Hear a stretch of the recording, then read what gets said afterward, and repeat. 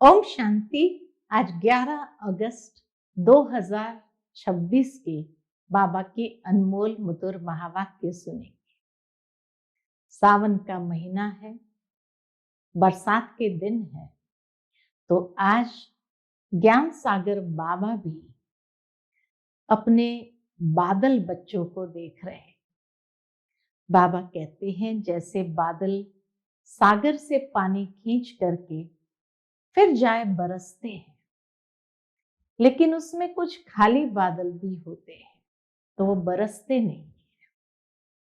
ठीक इसी तरह बच्चे मधुबन बाबा के पास आते हैं, स्वयं को रिफ्रेश करते हैं, ज्ञान सागर की बूंदे अपने में भर लेते हैं और फिर सर्विसेबल बन जाकर बरसते हैं।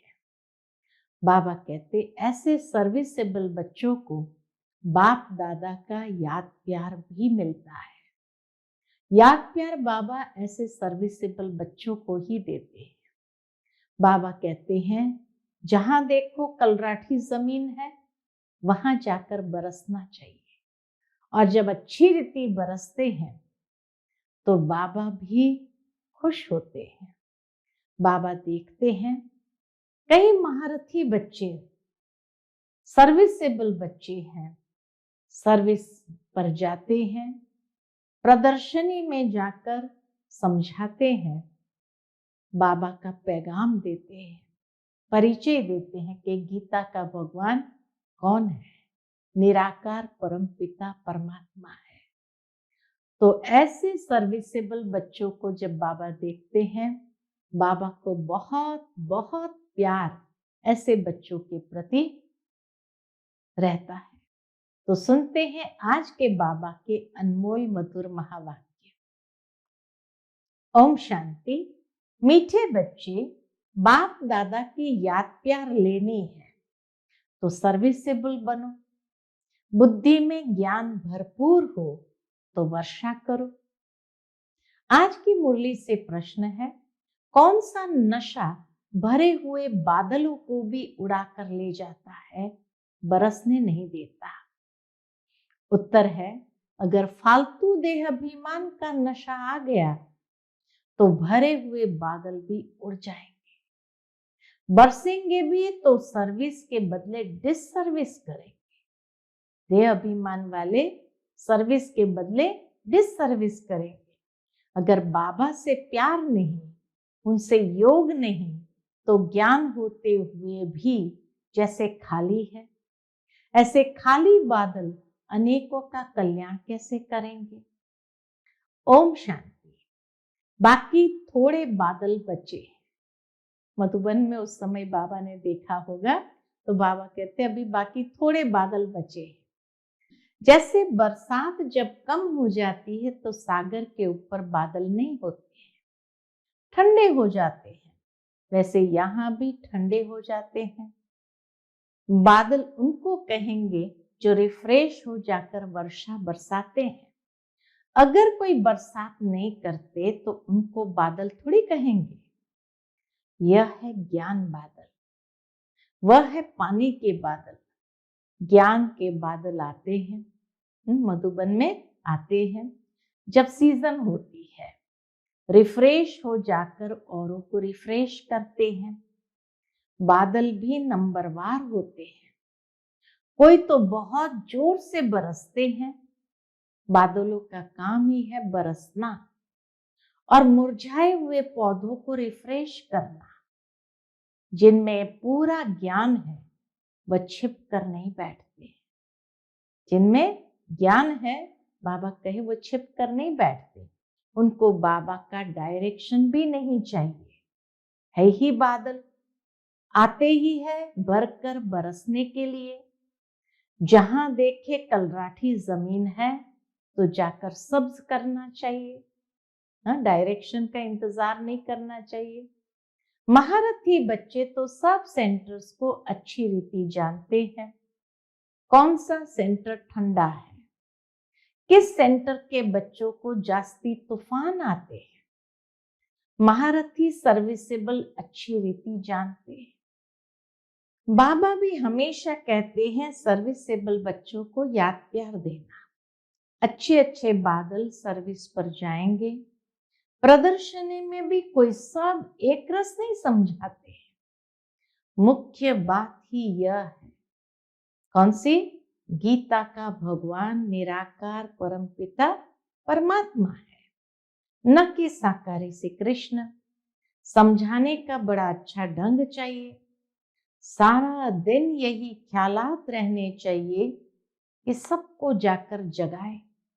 बाबा कहे ये ख्यालात रहना चाहिए कि सबको जाकर जगाए। सब घोर अंधेरे में पड़े हैं। सबको प्रेम से समझाते रहो कि दो बाप है, एक हद का और दूसरा बेहद का। बेहद के बाप को ही पतित पावन कहते हैं। अब तुम बच्चों को बुद्धि मिली है। दुनिया के मनुष्य देखने में भल भपके वाले हैं, परंतु है पत्थर बुद्धि। बाप खुद कहते हैं, इन साधु नाम वालों का भी मुझे ही उद्धार करना है। परित्राणाय साधु नाम गीता में भी कहा है। तो इसीलिए बाबा कहते हैं, इन साधु नाम वालों का भी मुझे ही उद्धार करना है। वह भी रचता और रचना को नहीं जानते हैं। सतयुग से लेकर फिर यह ज्ञान प्राय लोप हो जाता है, परंतु ये किसको भी पता नहीं है। शास्त्र में यह ज्ञान है नहीं, उससे किसकी सदगति हो नहीं सकती। गीता का मान कितना है, परंतु वह तो है भक्ति मार्ग। बाप तो पतित पावन है, वह बैठ राजयोग सिखलाते हैं, तो जरूर राजाई के लिए नई दुनिया चाहिए। बाप ही आकर राजयोग सिखलाएंगे। यह भी अभी तुमको मालूम पड़ा है। जिन्हों को कल्प पहले समझाया होगा, उनको ही अभी समझाएंगे, फिर समझेंगे।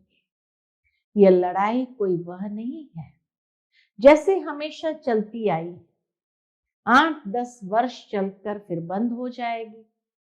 ड्रामा अनुसार बॉम्ब्स जो बने हैं वो कोई रखने के लिए नहीं है। पतित मनुष्य का मौत होने बिगर सतयुग आएगा नहीं। शांति कैसे स्थापन हो यह भी समझाना पड़े।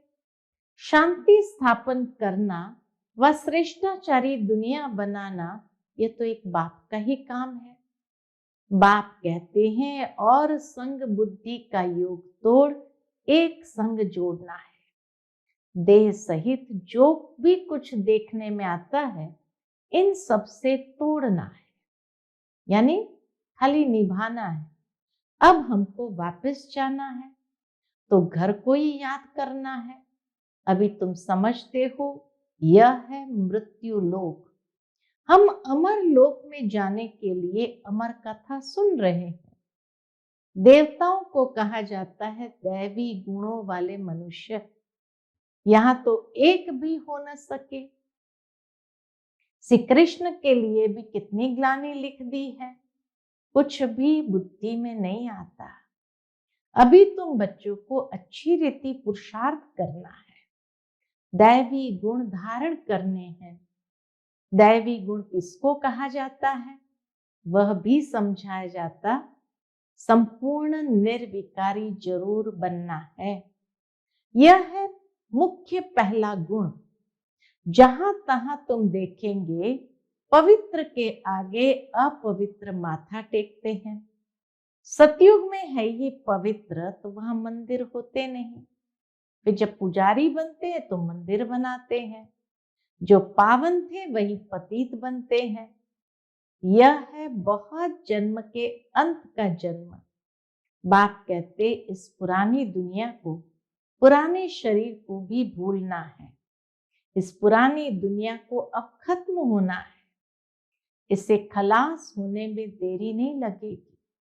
ये पुरानी दुनिया धन दौलत माल मिल्कियत सब गई की गई। ये पुरानी दुनिया धन दौलत माल मिल्कियत सब गई की गई।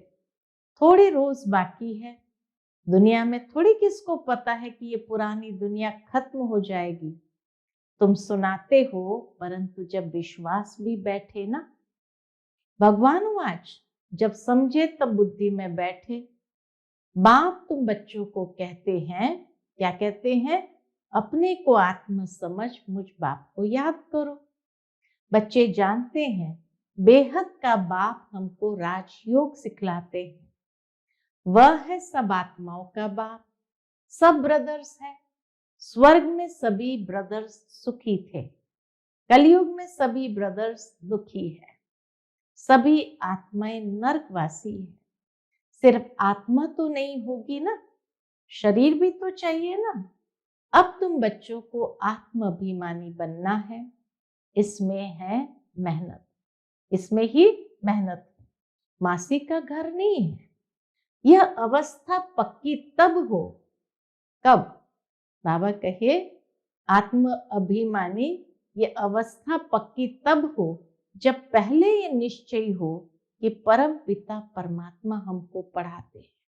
हमको कहने वाला कौन है ये महसूसता हो कि कोई साधारण मनुष्य में नहीं कह रहा है, परमात्मा हमें कह रहे हैं। शिव बाबा आते ही है इस शरीर द्वारा पढ़ाने। हम भी शरीर द्वारा सुनते हैं, धारण करते हैं। संस्कार अनुसार ही एक शरीर छोड़ दूसरा धारण करते हैं। जैसे बाबा लड़ाई वालों का मिसाल देते हैं कि लड़ाई के संस्कार ले जाते हैं तो फिर उनमें ही आ जाते हैं, उसी सेक्शन में आ जाते हैं। अब बाप के संस्कारों का भी तुमको मालूम है कि निराकार बेहद का बाप में क्या संस्कार है, कि निराकार बेहद के बाप में क्या संस्कार है। वह मनुष्य सृष्टि का बीज रूप है, पतित पावन ज्ञान का सागर है।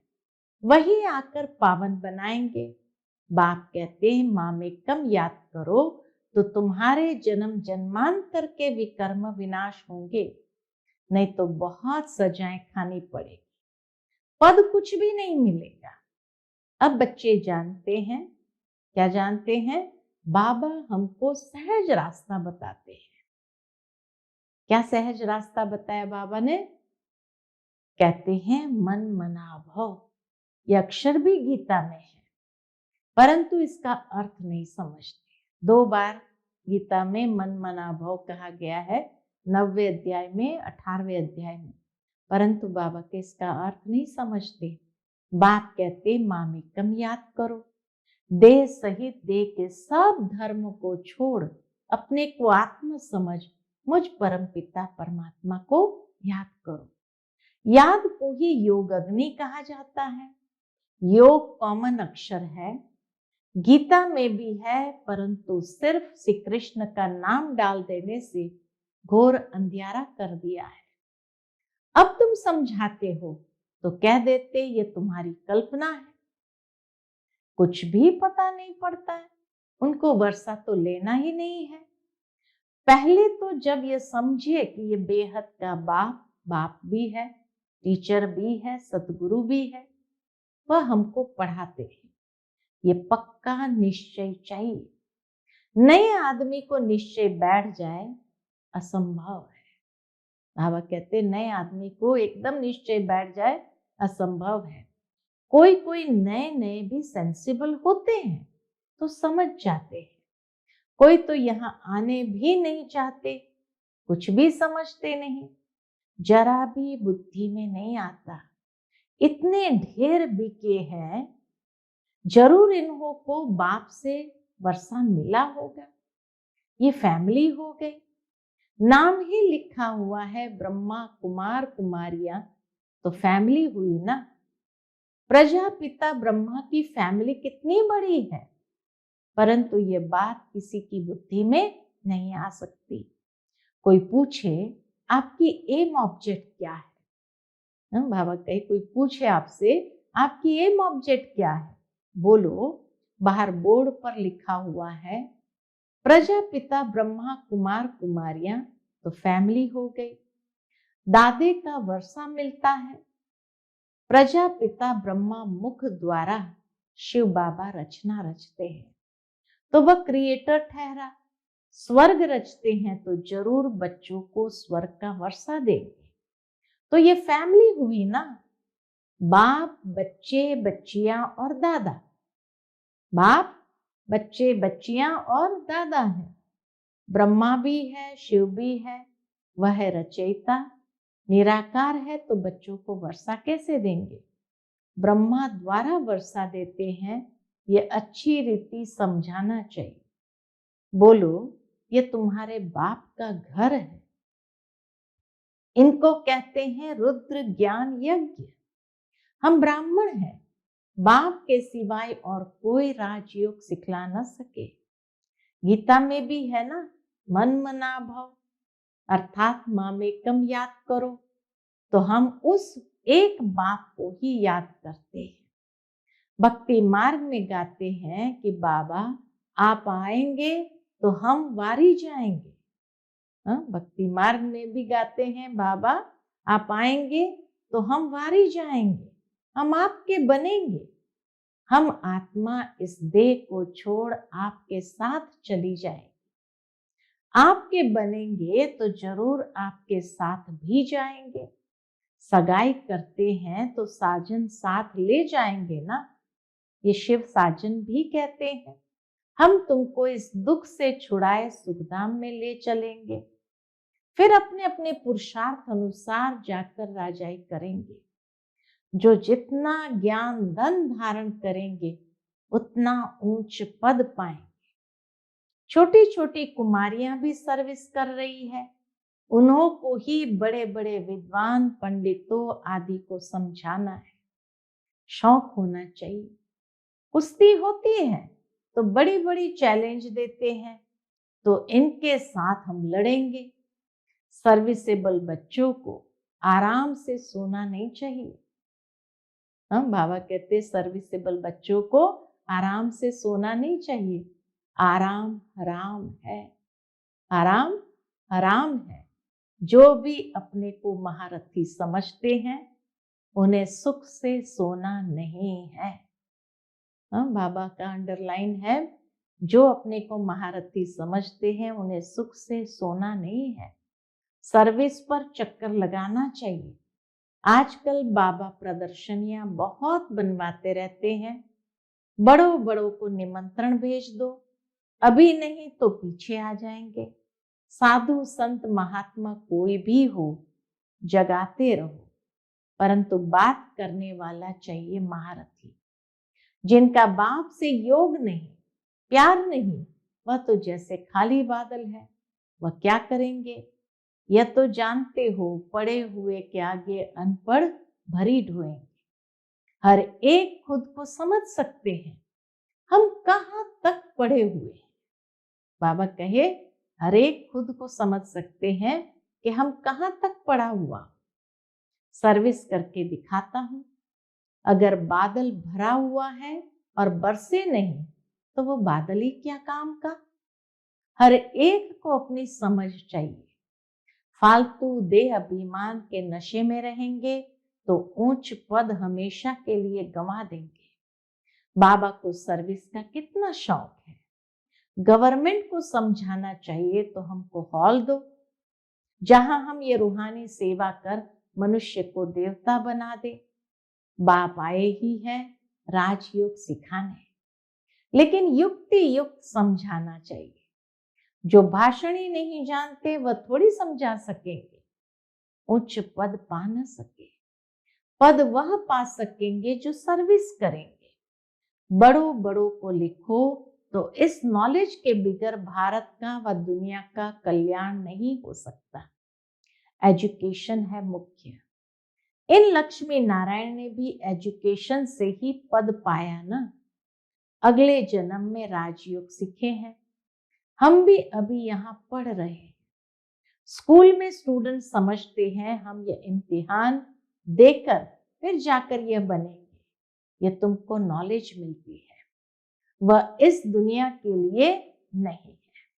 बाबा जो नॉलेज देते हैं वह इस दुनिया के लिए, पुरानी दुनिया के लिए नहीं। तुम भी पढ़ते हो भविष्य 21 जन्म के लिए, प्रारब्ध बनाने के लिए।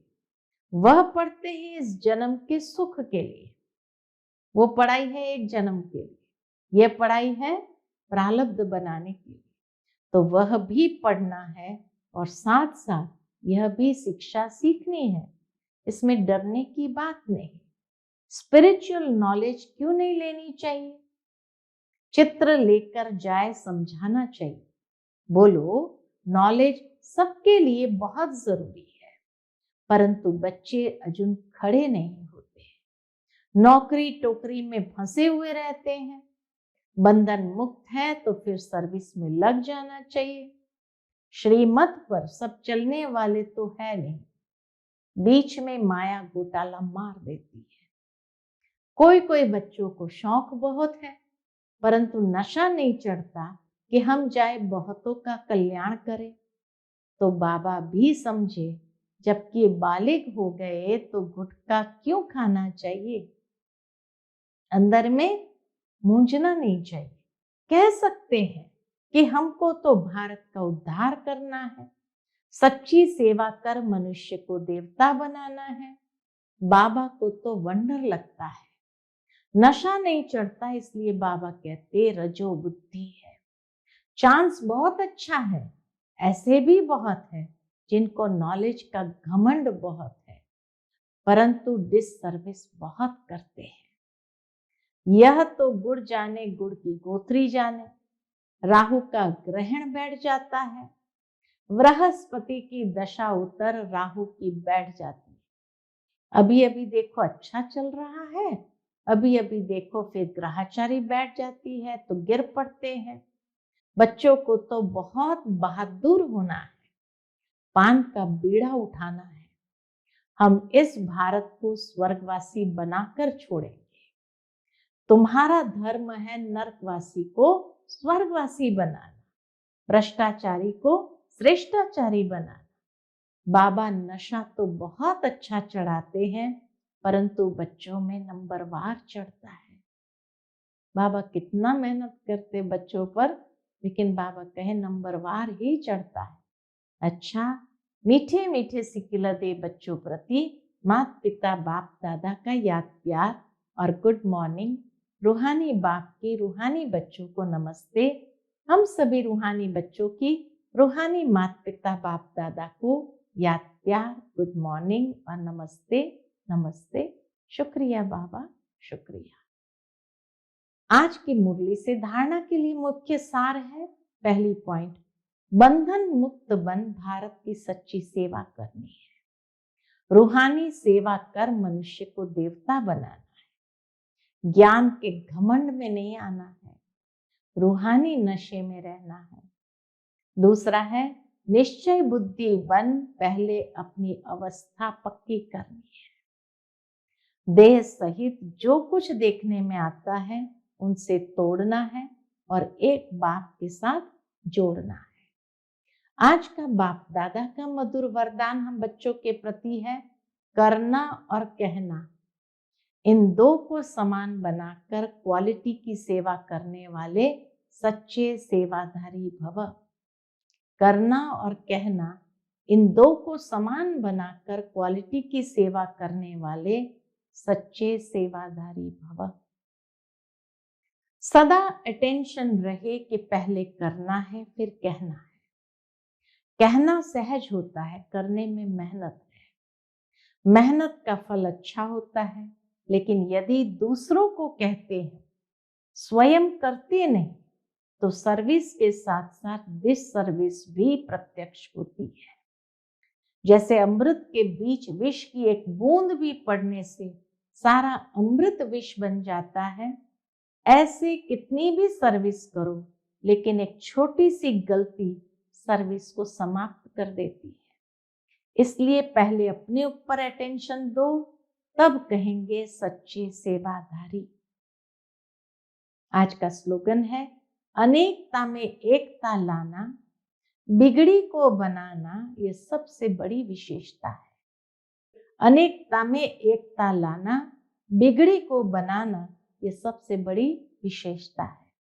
आज का व्यक्त इशारा है, अपवित्रता के बीज को भी समाप्त कर संपूर्ण स्वच्छ पवित्र बनो।